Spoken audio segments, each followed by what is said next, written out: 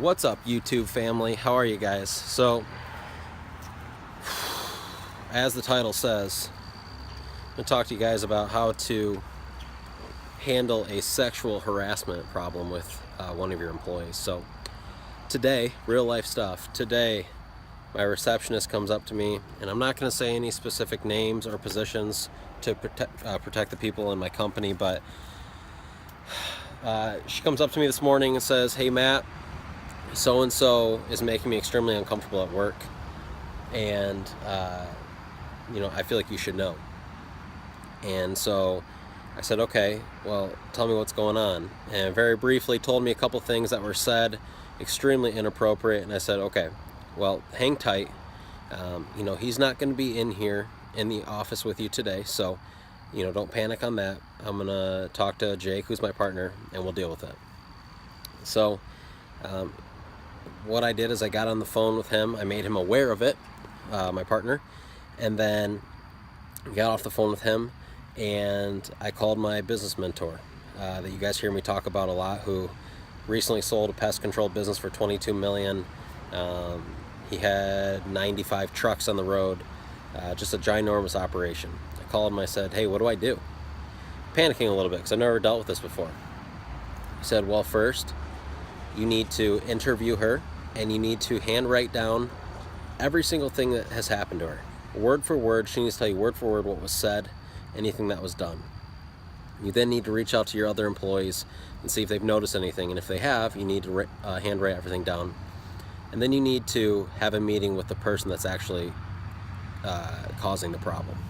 So that's what we did, which I wouldn't have done without asking him. I probably would have just had a meeting with the guy causing the problem, but super valuable. So if you ever have a problem inside your business with two employees, you need to get both sides of the stories. You need to write everything down and document it first off.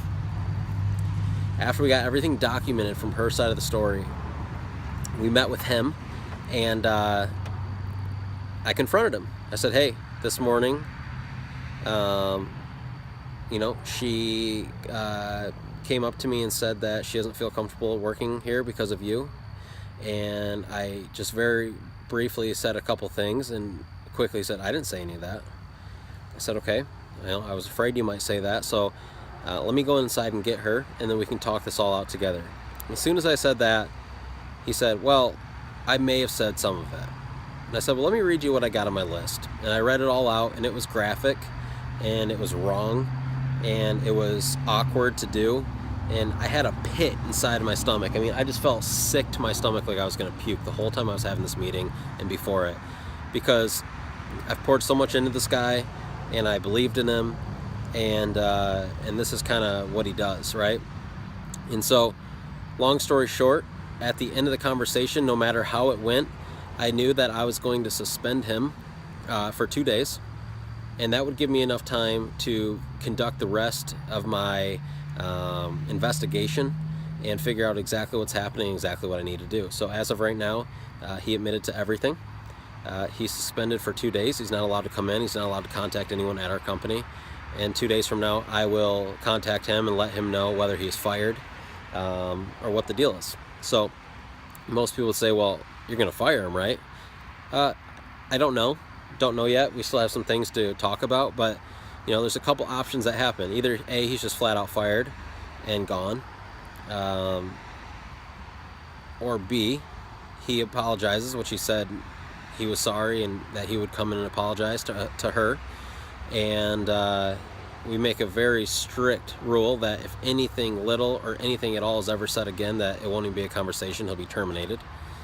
And to be honest, I think we're going to leave that up to her a little bit, because I value her more than I do him now, because I want people to come to our workspace and feel safe. So that was my day.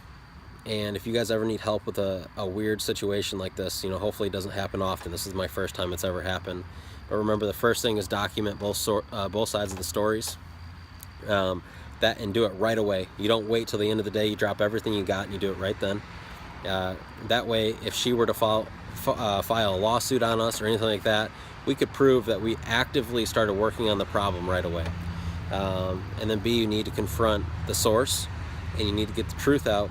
Then you need to make the hard decision of whether or not that person's staying or leaving. So the suspension thing is an extremely good tool to give you time so you're not making a rash decision without thinking it through clearly. So hope that helps you guys. Hope you guys have a better day than I do.